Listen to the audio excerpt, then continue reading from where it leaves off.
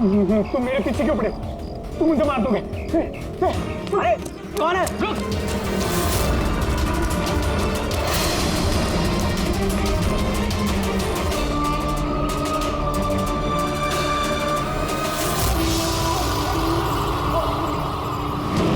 परेश, तुम कहाँ हो? मैं तुम्हारी मदद करने आया हूँ। देखो, डरो नहीं, सामने आओ। मैं तुम्हें उससे बचा लूंगा। कुछ नहीं कर पाएगा वो तुम्हारा। सामने आओ परेश।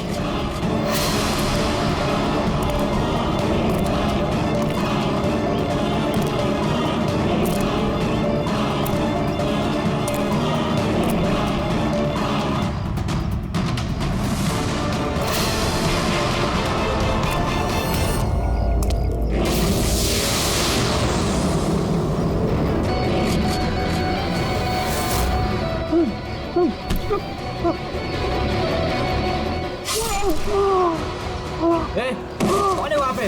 हाँ?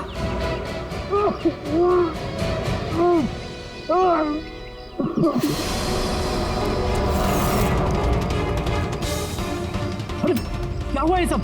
अरे किसने किया? बोलो, बताओ। ठीक तो हो तुम? अरे बताओ किसने किया ये सब? इंस्पेक्टर दया।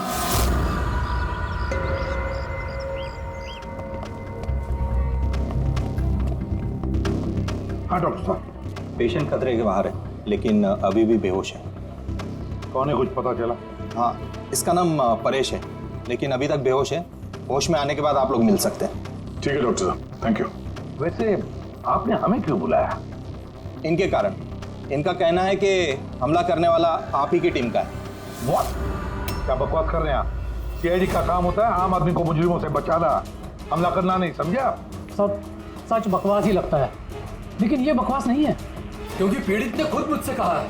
क्या बताया उसने? किसने हमला किया उस पर, बताओ। दया। What? क्या क्या बोल क्या रहे हो? मैंने उस पर हमला किया? हाँ, उसने मुझसे यही कहा है कि आपने ही उस पर हमला किया है और आप उसे जान से मारना चाहते हो। क्या? मैं उसकी जान लेना चाहता हूँ? हाँ सर, मुझे लगता है कि आपको दया को अरेस्ट कर लेना चाहिए। हमें हमारा काम बताने की जरूरत नहीं है, समझा? मुझे पता था कि आप अपने कलीग का ही साथ देंगे। देखा, चोर चोर मौसेरे भाई।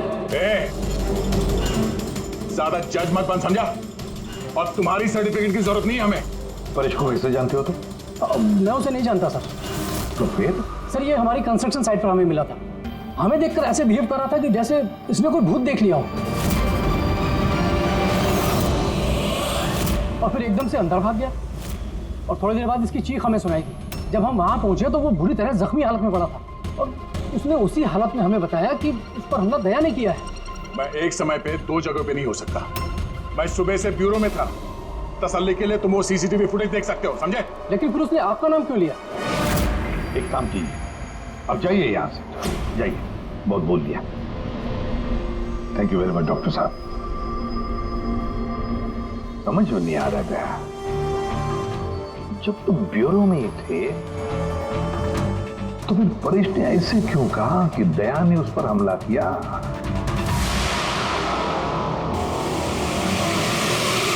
एक बात बताइए, जब आप लोगों ने यहाँ पे परेश को जख्मी हालत में देखा था तो उसके साथ में कोई था या किसी को आते जाते देखा हो? नहीं साहब, वो अकेला ही था। लेकिन सर, उसने इंस्पेक्टर दया का। पता है, उसने दया का नाम बोला। हम यहाँ वो जानने हैं जो उसने नहीं बोला, समझे आप? और दया ऐसा नहीं कर सकता। सर, आप इतने यकीन से कैसे कह सकते हैं कि दया सर ऐसा कुछ नहीं कर सकते हैं?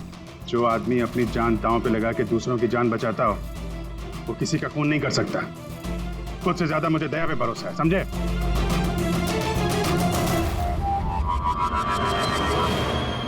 आसपास चेक करते हैं, शायद कोई सबूत मिल जाए।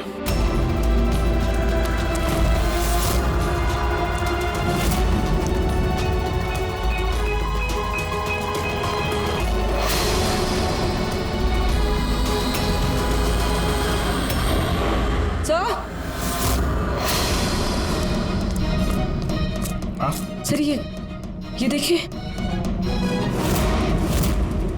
ओह नो, है कौन ये? जिंदा है। हेलो एम्बुलेंस, भैया मालमणी के पास अंडर कंस्ट्रक्शन बिल्डिंग है, वहां पे भेजो जल्दी। तुम लोग जानते हो इसे? ये तो सुबह सर है, ये 2-3 बार पहले फ्लैट देखने आ चुके हैं। लेकिन सर इससे हुआ क्या है? शायद ऊपर से गिरा है।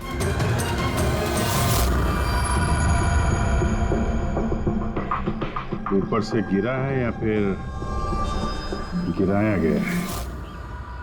पेशेंट की कंडीशन स्टेबल है, ये बहुत जल्द होश में आ जाएगी। गुड।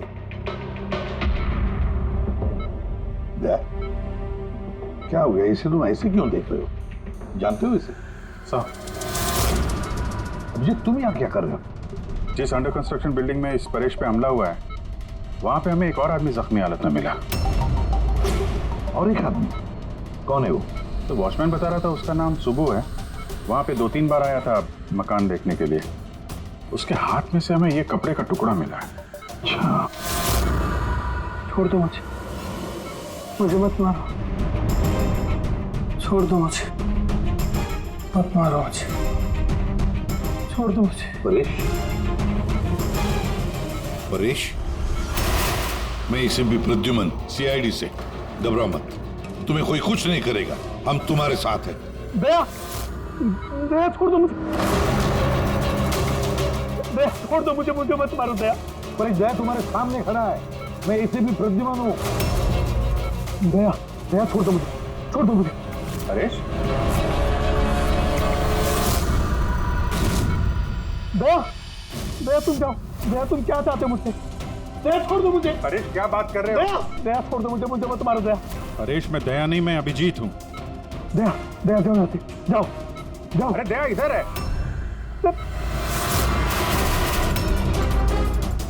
दया छोड़ दो मुझे मत मार दो। परेश इधर देखो, हम पहले मिल चुके हैं, तुम जानते हो मुझे। दया छोड़ दो मुझे मत मारो। सब दया, तुम सब दया, मुझे मत मारो। डॉक्टर, दया छोड़ दो मुझे। डॉक्टर, दया छोड़ दो मुझे। डॉक्टर साहब, देखिए ना क्या हो गया इसको? दया छोड़ दो मुझे। एक मिनट, सब दया कुछ नहीं होगा तुम्हें। एक मिनट, सब दया हो तुम।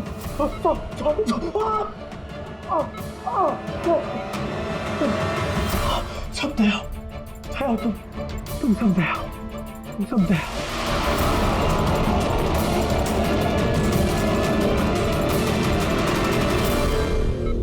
ये चक्कर है क्या?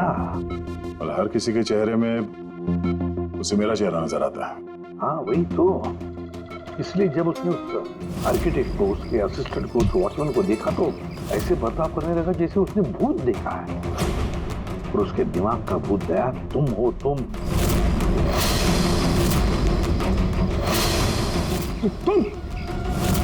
और इसीलिए उसे लगता है कि तुमने उस पर हमला किया है, क्योंकि हमलावर में भी वो तुम्हें ही देख रहा होगा। तो मेरी समझ में ये बात नहीं आ रही सर कि मेरा ही चेहरा क्यों? दया, तुम कह रहे थे ना इसे तुम पहले से जानते हो, कैसे? सर लगभग 15 साल पहले मैंने इसे गिरफ्तार किया था सर। हाँ, और 2 साल पहले ये जेल से छूट गया, और पिछले 2 साल में अलग अलग केस में मैंने इसे 2 बार अरेस्ट किया सर।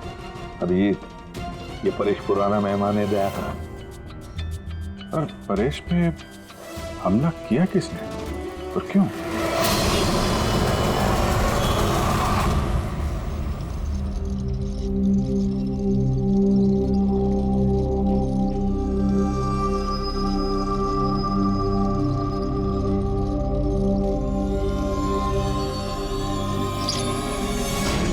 अरे मैडम जरा ध्यान से।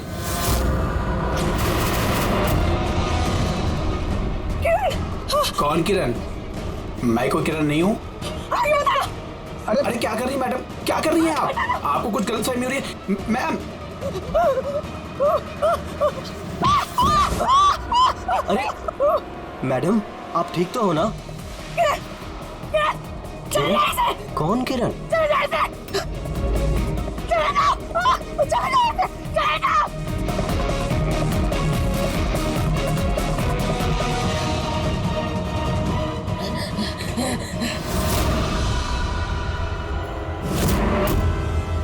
क्यों सुबह, कैसी तबीयत है तुम्हारी? सर पैर की हड्डी टूट गई है और बाकी इधर उधर थोड़ी सी चोटें लगी हैं। मुझे एक बात बताओ, क्या हुआ था उस दिन? हाँ? वो आदमी सीढ़ियों से भाग रहा था जब मैं उससे टकराया, और जब मैंने उसके हाथ में चाकू देखा तो मैंने शोर मचाया और उसे पकड़ने की कोशिश की, लेकिन तब उसने मुझे धक्का दे दिया और मैं नीचे गिर गया। उसके बाद सर कुछ याद नहीं। सुबह, तुम्हारे हाथ में से हमें वो जो एक कपड़े का टुकड़ा मिला था, लाल कलर की चौकड़ी का, क्या वो उस आदमी की शर्ट का टुकड़ा था? जी सर, शर्ट पहना था उसने वो, और हाथापाई के दौरान शायद वो मेरे हाथ में आ गया था। अच्छा ये बताइए, उस आदमी का चेहरा देखा था? सब कुछ इतनी जल्दी में हुआ कि कुछ याद नहीं। ठीक है, अब तुम जाओ, अगर जरूरत पड़े तो हम तुमसे फिर मिलेंगे, ठीक है? जी सर, थैंक यू सर। जाओ।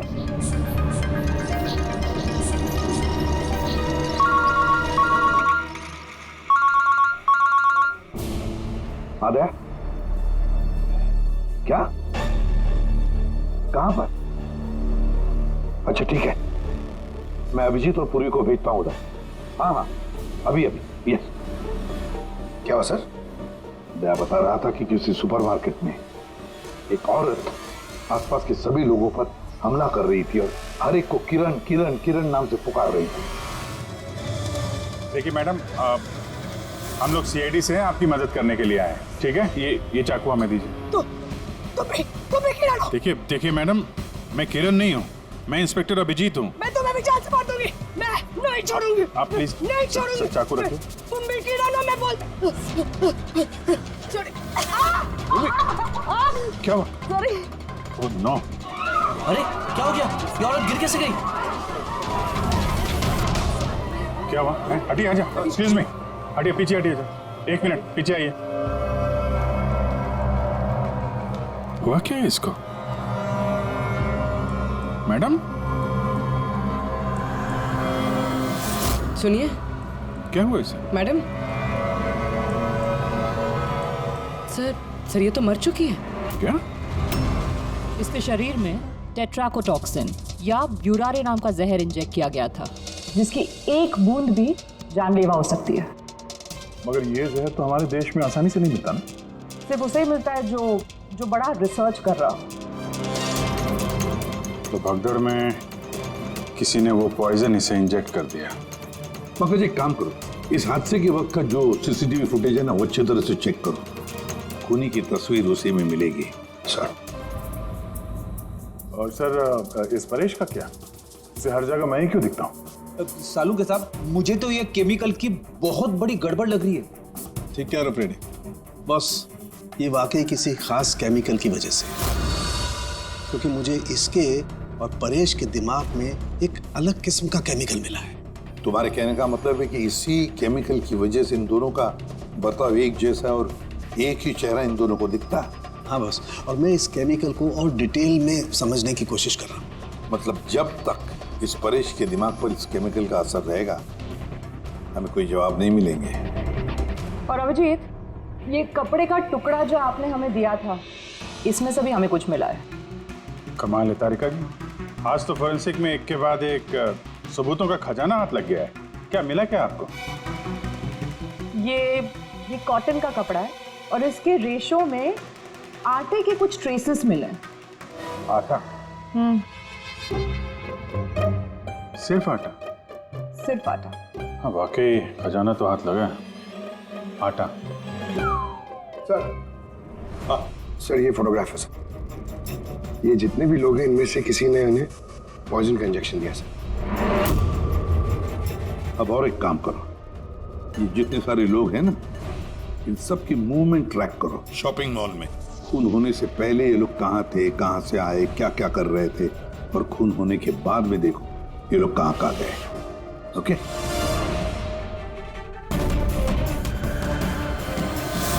सर मैंने इस औरत का बैकग्राउंड चेक किया। इसका नाम शिप्रा है, ये एक हाउस वाइफ थी। सर परेश तो फिर भी एक मुजरिम है, उसके कई दुश्मन हो सकते हैं, लेकिन इसकी किससे क्या दुश्मनी हो सकती है? वजह तो कुछ भी हो सकती है पूर्वी, लेकिन एक बात कॉमन है शिप्रा और परेश के बीच में, उन दोनों के ब्रेन में वही केमिकल मिला है। तो उन दोनों का दुश्मन भी एक ही हो सकता है। किरण के बारे में क्या पता चला? सर किरण शिप्रा का पति था और 2 साल पहले ही उसकी मौत हो चुकी थी। सर किरण शिप्रा को काफी मारता पीटता भी था। कोई न कोई बात तो है इस परेश और शिप्रा के बीच में, कोई कॉमन बात जिसकी वजह से ये दोनों भी उस खूनी के निशाने पर आ गए। क्या हो सकती है वो कॉमन बात? क्या हो सकती है? सर मैं परेश के पड़ोस में पिछले 5 साल से रहता हूँ, पर अजीब बात है सर, ना मैंने उसे कभी देखा ना कभी मुलाकात हुई। और कोई नहीं है परिवार में उसके? सर उसके पिताजी थे जिनकी मौत तब हो गई थी जब वो जेल में था, और कोई नहीं है। सर शिप्रा का हस्बैंड बहुत स्ट्रिक्ट था, वो उससे मिलना तो दूर किसी से बात तक करने अलाउ नहीं करता था। इनफैक्ट वो तो उसको मारता पीटता भी था। सर उसके हस्बैंड के डेथ के बाद ना मैंने बहुत कोशिश की कि मैं उससे बात करूं, उससे पूछूं, लेकिन उसने इंटरेस्ट नहीं रखा। अच्छा, उसका कोई करीबी दोस्त, कोई रिश्तेदार नहीं था क्या? सर मुझे नहीं लगता कि होगा। अच्छा। शिप्रा और परेश दोनों की जिंदगी में एक बात कॉमन, दोनों जिंदगी में अकेले थे, ना कोई दोस्त ना कोई रिश्तेदार। सर दोनों में एक चीज कॉमन है। क्या? सर हमने परेश और शिप्रा का कंप्यूटर चेक किया तो उनकी कंप्यूटर हिस्ट्री से पता चला है कि दोनों ने ही ऑनलाइन सपोर्ट ग्रुप ज्वाइन किया था। अच्छा, ऑनलाइन सपोर्ट ग्रुप मतलब? सर ये ग्रुप्स है जो डिप्रेशन, लोनलीनेस, ड्रग एडिक्शन और अल्कोहलिज्म में फंसे होते हैं, उनकी काउंसलिंग करता है और उनकी मदद करता है। सर शिप्रा ने 2 हफ्ते पहले ही एक ऐसा ग्रुप ज्वाइन किया था जो शादीशुदा जिंदगी में परेशान लोगों की मदद करता है, और परेश ने अपने अकेलेपन से निकलने के लिए पिछले महीने ही ऐसा ग्रुप ज्वाइन किया था। अजीब इत्तेफाक है, दोनों ने ऑनलाइन ग्रुप ज्वाइन किया और दोनों को एक ही तरीके की परेशानी हुई। कुछ पता चला इस ग्रुप के बारे में? सर हमारा साइबर एक्सपर्ट राज इस ग्रुप को ट्रेस करने की कोशिश कर रहा है, जल्दी कुछ पता चल जाएगा। सर सर शिप्रा का खून इसी आदमी ने किया। जिस वक्त उसका खून हुआ था उस वक्त जितने भी लोग मौजूद थे, ये सबसे ज्यादा अजीब है सर। जिस वक्त अभिजीत सर और पूर्वी सुपरमार्केट पहुंचे थे, ठीक उसी वक्त ये आदमी वहां पहुंचा था सर, और भीड़ में घुस गया था, और जब शिप्रा की मौत हुई तो फटाफट वहां से भाग गया। रेडी, काम करो, हमारा डेटाबेस चेक करो, शायद इसके बारे में कुछ पता चले, कोई लीड मिल जाए। इसका मतलब है सर ये खूनी सुपरमार्केट में कुछ खरीदने नहीं बल्कि शिप्रा को मारने के लिए आया था।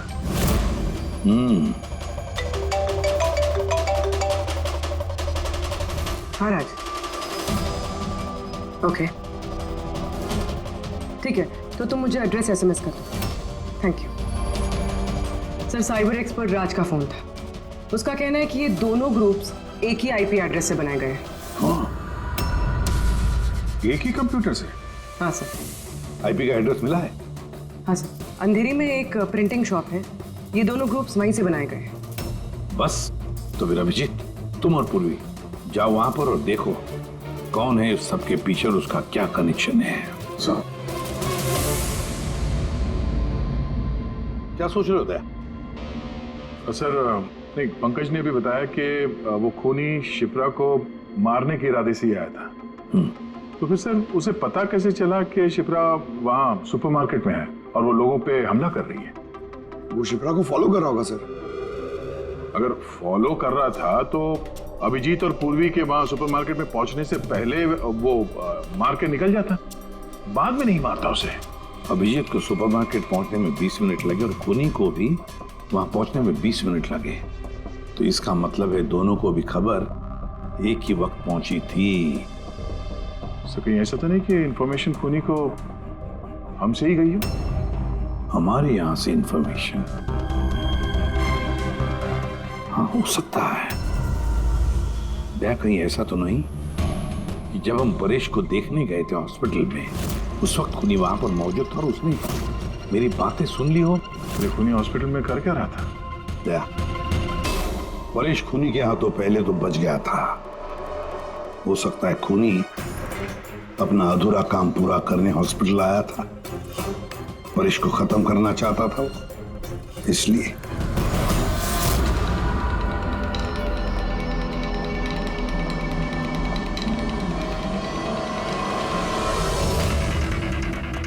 डॉक्टर साहब, क्या आपने इस आदमी को देखा?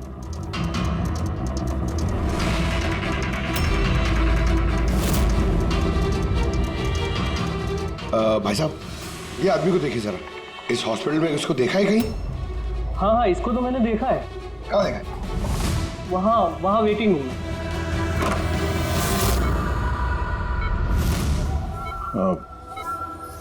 यहाँ कोई आया था क्या? नहीं सर, यहाँ कोई नहीं आया। ठीक। हाँ दया।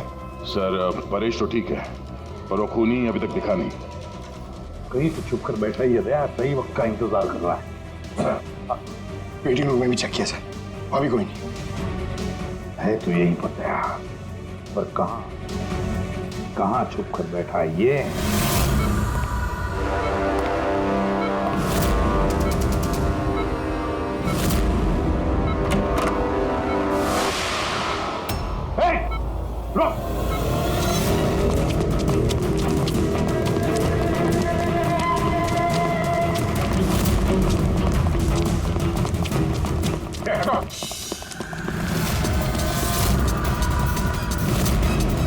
कहाँ भागोगे?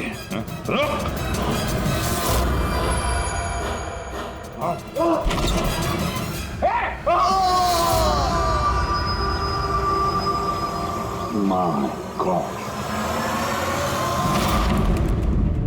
हाँ भाई, क्या मिला? सर, ये दोनों साइड डिलीट किए जा चुके हैं, अब वो ऑपरेशनल नहीं है। मतलब अपराधी ने सबूत मिटा दिया? जी सर, पर सर कुछ इंटरेस्टिंग चीजें मेरे हाथ लगी है। क्या? ये देखिए सर, इसी आईपी एड्रेस से, इसी कंप्यूटर से उस तरीके के 6 और ऑनलाइन सपोर्ट ग्रुप बनाए गए हैं। तो लोगों को फंसाने के लिए ऐसे कई ग्रुप बनाए गए हैं? बिल्कुल सर। सर, बाकी ग्रुप डिटेल में चेक कर लेता हूँ। मतलब सर, परेश और शिप्रा के अलावा और भी कई लोग हैं जिन्हें इन लोगों ने फंसाया है। मगर सर, मकसद क्या हो सकता है इस तरह से साइट बना के लोगों को टारगेट करने का? वही केमिकल से रिलेटेड कुछ होगा। ये कुछ मिला रजिस्टर में? हाँ सर। सर, पिछले 3 महीनों में 85 लोगों ने कंप्यूटर यूज़ किए। सबकी डिटेल्स चेक करनी पड़ेगी। ठीक है सर, ये देखिए, 6 में से 5 ग्रुप डिलीट किए जा चुके हैं, लेकिन अभी भी एक सपोर्ट ग्रुप एक्टिव है और अभी भी उसे कोई ऑपरेट कर रहा है। Enhancing the life of lonely people, मतलब साफ है, ग्रुप बनाया जाता है, तना लोगों को फंसाया जाता है और बाद में ग्रुप डिलीट। तो अब उन्हें एक और शिकार की जरूरत है। एक आइडिया खुद कुछ पता चला इस आदमी के बारे में? फिलहाल तो कुछ नहीं। वॉलेट के अलावा इसके पास कुछ भी नहीं मिला है, मोबाइल फोन तक नहीं। तो हमारे पास कोई सुराग नहीं है। दया, ये केस दिखता उतना सिंपल नहीं है, बहुत बड़ा षड्यंत्र है ही है। कई सारे लोग इसमें इन्वॉल्व हैं। ये तो इस खेल का मोहरा लग रहा है सर, कभी भाड़े का। और इस केस का मास्टरमाइंड अभी भी आजाद घूम रहा है, अपने नए शिकार की तलाश में होगा। जल्द से जल्द ढूंढना होगा सर इसे। हाँ पंकज, आराम से। बस खड़े। ये क्या ही था उनके? सर, आप ये क्या खेल खेल रहे हैं पंकज के साथ? नहीं, ये कोई खेल नहीं। बस मैंने बताया था ना, ये केस बहुत ही पेचीदा है, बड़ा कॉम्प्लेक्स है। याद है ना, मैंने बताया था उस परेश के और उस शिप्रा के दिमाग में मुझे एक अलग तरीके का केमिकल मिला। हाँ, मैंने उस केमिकल को रिप्लिकेट किया और इस पंकज के शरीर में इंजेक्ट कर दिया। What? तू पागल हो गया फारूक है? अगर इसे कुछ हो गया तो? अरे कुछ नहीं होगा यार, बिलीव मी, मैं पागल हूं क्या?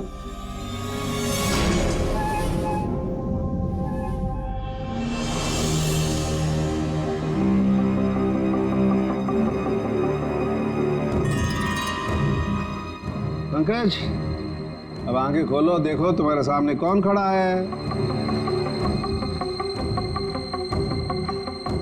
तो फ्रेडी सर है।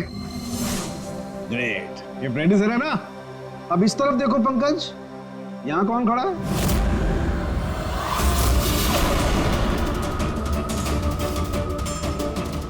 ये कैसे हो सकता है?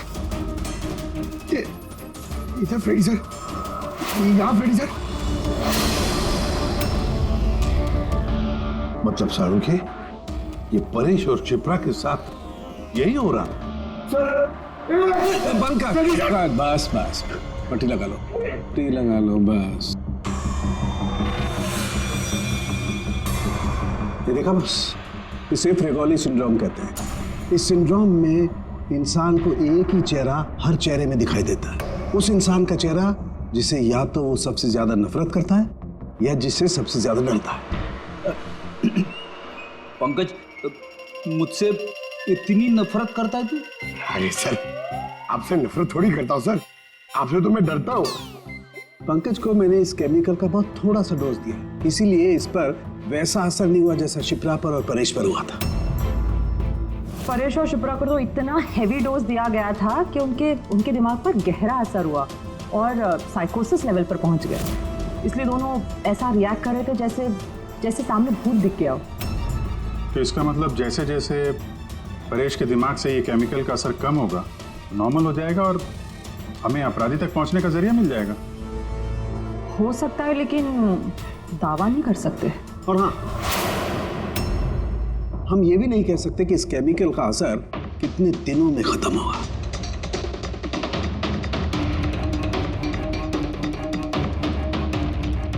अगर हम परेश के ठीक होने का इंतजार करेंगे तो बहुत देर हो जाएगी। हमें कोई और तरीका ढूंढना होगा, कोई और तरीका। हाँ पूर्वी।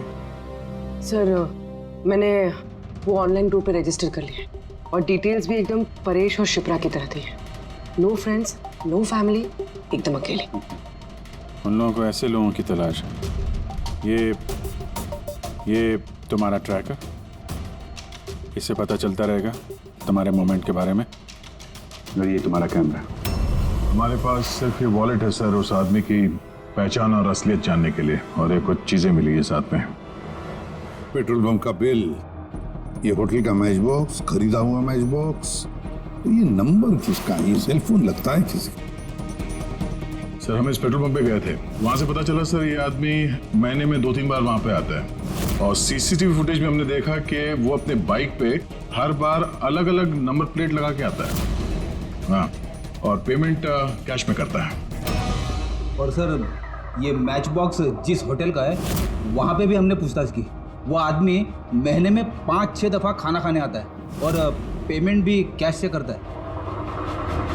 सर, ये नंबर के बारे में आप पूछ रहे थे सर, ये बार में एक लड़की है जो काम करती है, उसका है। वो कह रही थी कि उस आदमी का नाम अशोक है और 1-2 बार उनसे बात हुई है, फिर वो गायब हो गया सर। मतलब हमारे पास इस अशोक के बारे में सिर्फ इतनी इंफॉर्मेशन है। एक काम करते हैं, ये सारी जो लोकेशंस है ना, पेट्रोल पंप, बार और ये होटल, देखते हैं कहाँ पर है। जरा मैप देखो।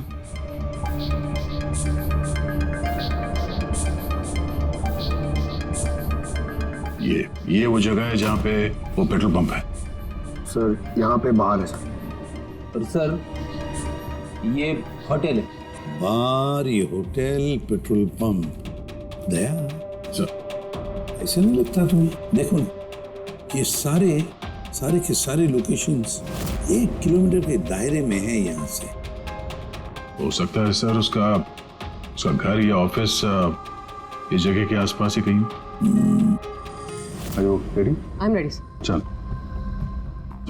हाँ। सर, मैं रेडी। अरे वाह, बहुत अच्छा गेटअप है। इसके घर का क्या किया? सर, पूर्वी के लिए भाड़े पे 1 हफ्ते के लिए घर लिया। I mean, अल्पा के लिए। अल्पा, ठीक है, गुड। लेकिन पूर्वी, चौकन्ना रहना, उनका पहला कदम क्या होगा हमें पता नहीं है। Yes. Good luck. Thank you sir. अब एक काम करते हैं, इस 1 किलोमीटर के दायरे में इस अशोक का फोटोग्राफ दिखाते हैं, सबको दिखाते हैं, शायद कोई निकले जो इसको जानता हो।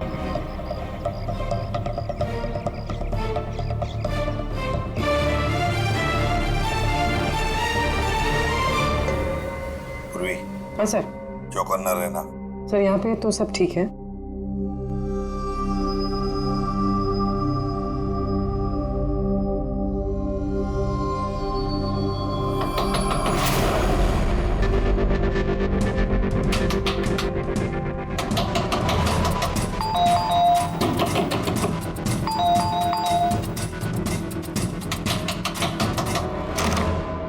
जी कहिए। वो मेरे पीछे ना कुछ गुंडे पड़े, मैं अंदर आ सकती हूँ प्लीज? एक मिनट।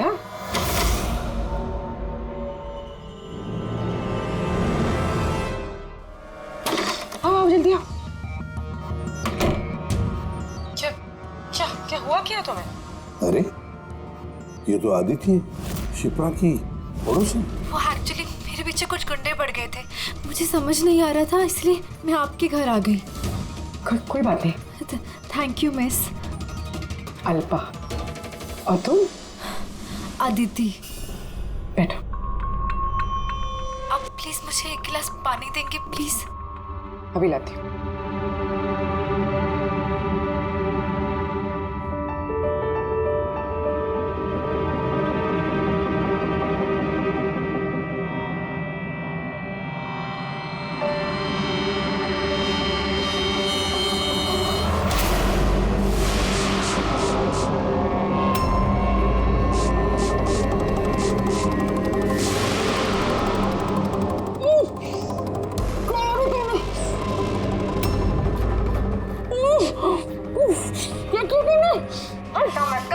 कुछ ऐसा नहीं किया, ज्यादा दर्द नहीं दूंगी तुझे मैं।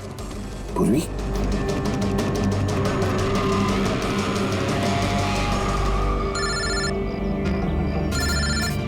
हाँ सर।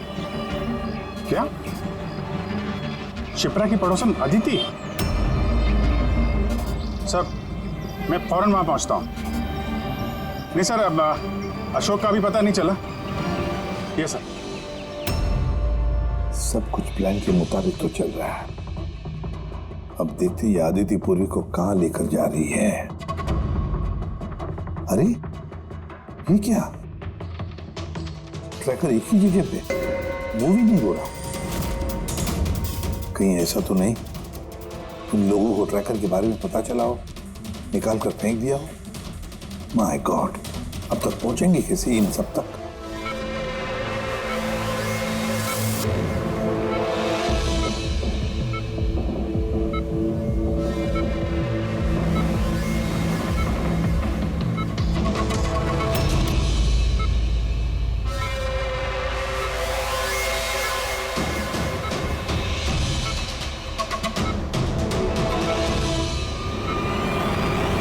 चलो, तुम्हारे दवा का वक्त हो गया है। अब अच्छे बच्चे की तरह दवा लो और तुम बिल्कुल भी टेंशन मत लेना, तुम्हें ज्यादा दर्द नहीं दूंगी। कौन हो तुम? छोड़ो मुझे, छोड़ो मुझे। चिंता मत करो, मैं तुम्हें दर्द नहीं दूंगी। छोड़ो मुझे।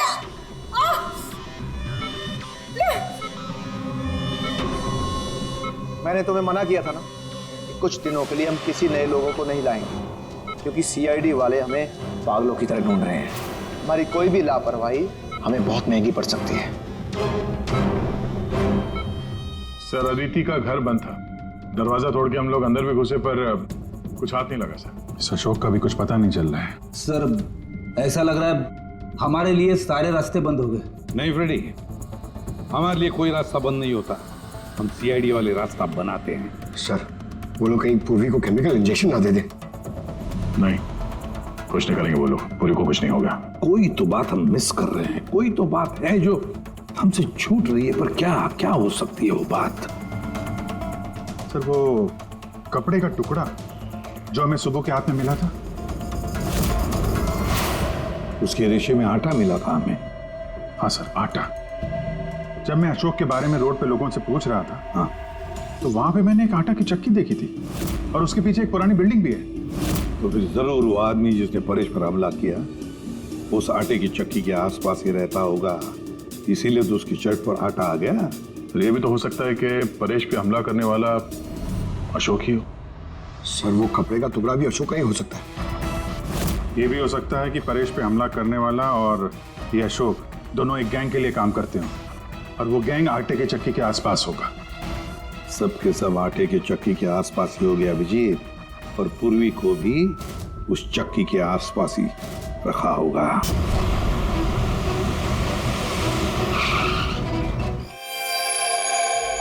कोई अपने जगह से नहीं हिलेगा, कोई भी नहीं। पूर्वी कहाँ है? अदिति, पूर्वी कहाँ है?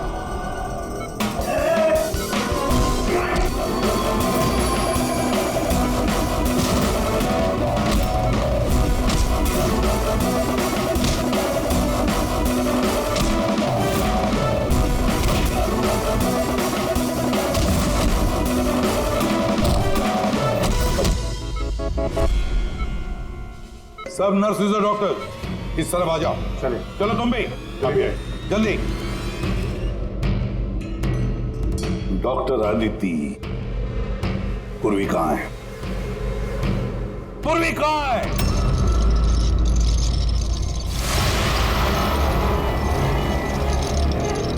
हमारी पूर्वी मेरे पास है एसीपी। सुंबू तुम? मैं, जिसे तुम लोग यहां वहां खोज रहे थे ना, वो तुम लोगों के साथ ही था। मुझे देखकर अफसोस तो हो ही रहा होगा ना। मुझे पता था सीआईडी कोई भी काम अधूरा नहीं छोड़ेगी, इसलिए मैं अपना हर कदम फूंक फूंक कर रख रहा था। लेकिन इस अदिति की बेवकूफी की वजह से सब गड़बड़ हो गया, और मुझे फंसाने के लिए तुमने अपने इस ऑफिसर को मेरे पास भेज दिया। लेकिन अब ये मेरे जाल में फंस चुकी है, और मुझे यही यहां से बाहर निकालेगी। तुम्हें क्या लगता है पूर्वी की आड़ लेकर तुम हमसे बच जाओगे? नहीं, लगता नहीं है, ऐसा ही होगा। अगर तुम अपने इस बहादुर ऑफिसर को जिंदा देखना चाहते हो तो मुझे यहां से जाने दो, नहीं तो मैं ये केमिकल इसके अंदर इंजेक्ट कर दूंगा, और उसके बाद क्या होगा तुम लोग सब जानते हो। और ये सब तुम क्यों कर रहे हो? हाँ? अपने बेटे रवि के लिए। अपने बेटे के लिए? हाँ, मेरे बेटे को पार्किंसन नाम की बीमारी है। मैं अपने केमिकल से उस बीमारी का इलाज ढूंढ रहा हूं, और मैं जिस फार्मा में काम करता हूं वो मुझे इंसानों पर उसे ट्राई करने नहीं देती। इसीलिए तुमने अपने तरीके से लोगों को फंसा के उन पे ये एक्सपेरिमेंट करना शुरू कर दिया। अगर मैं ऐसे नहीं करूंगा तो मैं सही इलाज तक नहीं पहुंच पाऊंगा। कैसे पता चलेगा मुझे कि इन केमिकल्स का इंसानों पर रिएक्शन क्या होता है? और इसीलिए तुम सपोर्ट ग्रुप में ऐसे लोगों को टारगेट करते थे जो अकेले रहते थे, ताकि अगर वो गायब भी हो जाए तो किसी को भनक ना लगे, और तुम उन पर अपने एक्सपेरिमेंट्स आराम से करते रहो। हाँ? अकेलेपन से जूझ रहे परेश को मैंने अपने सपोर्ट ग्रुप के जरिए फंसाया और उस पर एक्सपेरिमेंट शुरू किया। लेकिन इन सबकी गलती की वजह से वो यहाँ से भाग निकला और तुम लोगों के हाथ लग गया। नहीं तो मेरा प्लान कभी फेल नहीं होता। तभी तुम उसकी जान के पीछे पड़े हुए थे।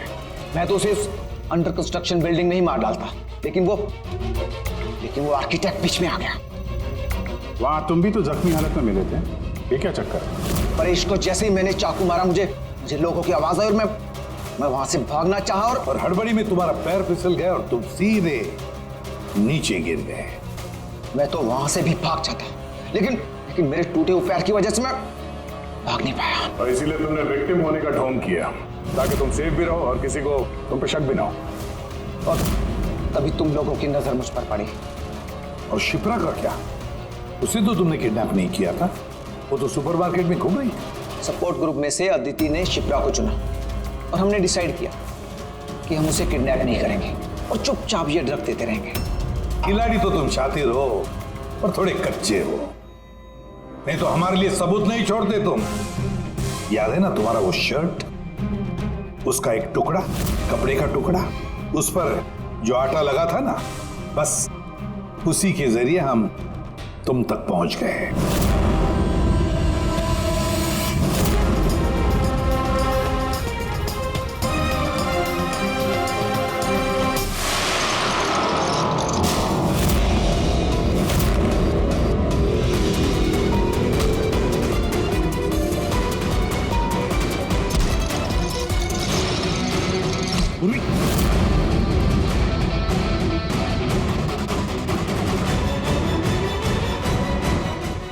देखो, हाँ?